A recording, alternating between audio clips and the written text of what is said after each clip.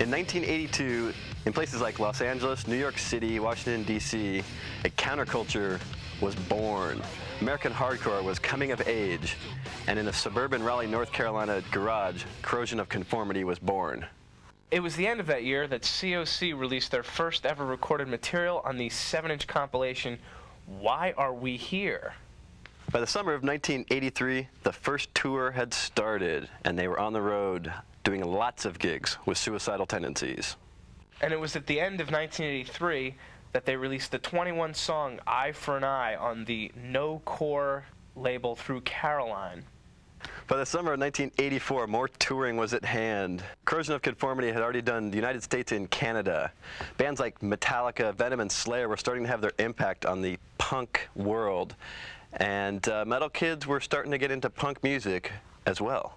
In 1985, the 5-song EP Animosity was released, and the sound was hardcore meets metal. Once again, Corrosion of Conformity was touring extensively, this time with bands as diverse as Anthrax, Black Flag, and DRI. 1987, January of that year, and the Technocracy EP was released. Simon Bob was on vocals. Everyone hated Simon Bob, including Mike Dean, so Mike split. Okay, at this point, Simon Bob's fired. They've got no manager. Corrosion of Conformity is looking for a singer now. Enter Pepper Keenan, New Orleans' finest son, to try out on vocals. Didn't make it as vocalist, but they kept him on as second guitarist.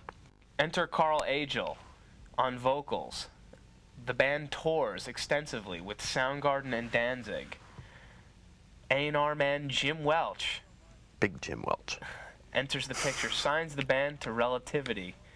They release Blind to critical acclaim, go on to tour again with Bad Brains and Prong and Iron Maiden.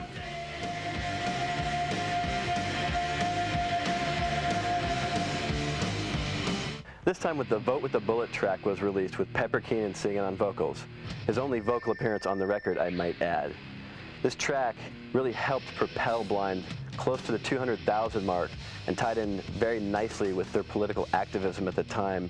This was all during the Rock the Vote campaign, which C.O.C. had signings for at all their concerts, had sign-ups for their kids coming to their shows to rock the vote.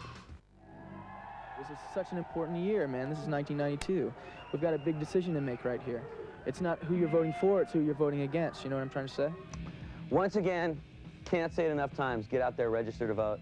Get out there and buy the Corrosion of Conformity album. Register to rock the vote! Welcome back to the Day in Rock. Slowly and steadily rising from the thrash underground is Corrosion of Conformity, C.O.C. for short, a very political speed metal band from North Carolina. It's not like we're just huge, angry kids about, you know, let's assassinate the president, but it's just about a way of us trying to get our point across that things aren't exactly as good as they might seem to be. June 1993, a turning point. As Carl leaves the band, Mike Dean returns yet again on bass, and they search for a vocalist. And after searching for many, many vocalists, Pepper all along trying to tell them how they want everything sung, they decided it's just the logical choice just to have Pepper sing on the whole record, and thus it's done.